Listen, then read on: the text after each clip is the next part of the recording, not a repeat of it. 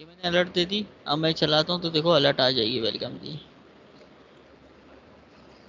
ठीक है, आ रही है, हमने नॉर्मल भी किया हुआ सही। जी अब सर। हम ये चाहते हैं कि यहाँ पर एक बंदे का नाम हो, सपोज उसका नाम अली हो, जो बंदा है। जब अली बंदा आए तो ये वेलकम की अलर्ट आए, ठीक है। जी सर। तो ये तो उसके लिए हम क्या कर रहे हैं, एक वेरिएबल बना रहे हैं जिसके अंदर हम बंदे का नाम रखेंगे, ठीक है। जैसे कि मैंने एक वेरिएबल बना दिया एक्स वाई जी। आप सॉरी, एक्स वाई जी आप किसी भी नाम से वेरिएबल बना लें, ठीक है। उसके बाद आपने उस वेरिएबल को हमने क्या की, वैल्यू असाइन करी अली। अब मैं ये चेक करवाता हूँ कि भाई इस एक्स वाई सी में जो है अगर वैल्यू अली है तो क्या करे, वेलकम करे, ठीक है। क्लियर है जी सर। कॉन्सेप्ट। जी सर।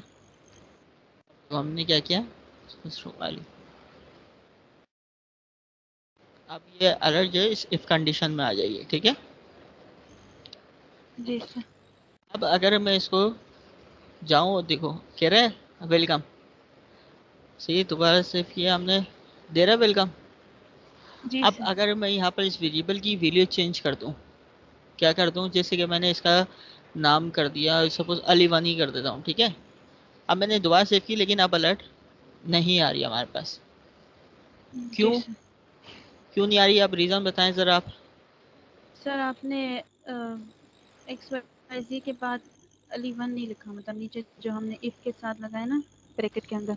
नहीं बेसिकली वो तो सही है, लेकिन अब हमारे पास क्या है, आपका जो ये आंसर है ये सही नहीं है। किस तरीके से सही नहीं है, कि आपने लॉजिकली बता, लॉजिकली कैसे, कि हमने क्या किया हुआ है नीचे कंपैरिजन ऑपरेटर यूज़ किया हुआ है। तो कंपैरिजन ऑपरेटर को हमने क्या बताया कि भाई चेक करो एक्स वाई जी के अंदर वैल्यू अगर अली है तो हमें वेलकम करे। लेकिन अभी क्या हो रहा है, एक्स वाई जी के अंदर क्या है, अली वन है।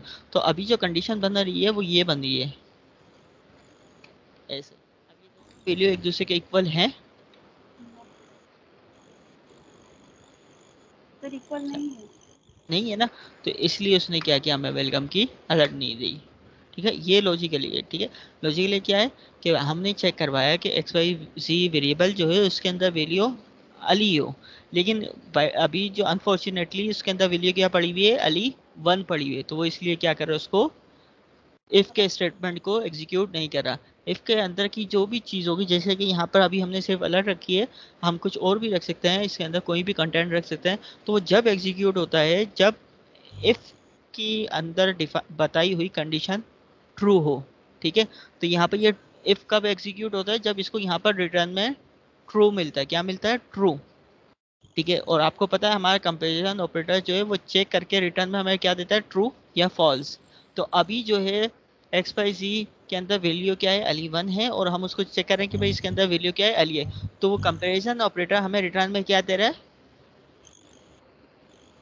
सर क्या दे रहा फॉल्स। है जी। सर फॉल्स दे रहा है। हाँ जी, तो इसलिए वो क्या कर रहा है, इफ के अंदर की चीज़ को एग्जीक्यूट नहीं कर रहा। नहीं और दे जैसे ही रहा। हम यहाँ पर एक्स वाई सी की वैल्यू अली करते हैं और चेक करते हैं तो देखो हमारे पास आ गई अलर्ट, ठीक है। जी तो सर। क्यों आई है, क्योंकि अब उसको रिटर्न में ट्रू मिल रहा है, इफ को रिटर्न में ट्रू मिल रहा है, तो वो उस अपने उसके जो ब्लॉक में हमने चीज़ें डिफाइन की मकसद बताई हुई है उसको एग्जीक्यूट कर रहा है, ठीक है। अब जी जैसे कि सर। यहाँ पर अली वन कर दिया मैंने वापसी, तो अब देखो अलर्ट नहीं आ रहा है वहाँ पर। अब मैं चाहता हूँ कि चलो भाई ठीक है, हमने अली पे वेलकम करवा लिया, लेकिन अब मैं ये चाहता हूँ भाई अली के अलावा जो भी आए तो उसको जो है इनवैलिड यूज़र की अलर्ट दे दे एटलीस्ट, ताकि आने वाले को पता चल जाए कि वो हमारे पास यूज़र वैलिड नहीं है। नहीं। ऐसे ही है। तो इसके लिए जी हमारे सर। पास क्या होता है, हम एल्स लगा देते हैं।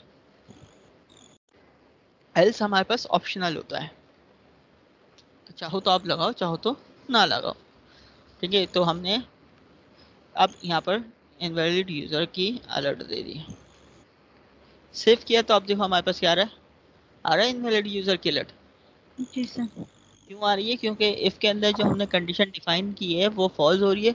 तो जब कंडीशन फॉल्स होती है तो वो क्या करता है, अगर आपने एल्स बताया हुआ है तो वो एल्स को एग्जीक्यूट कर देता है। जी सर।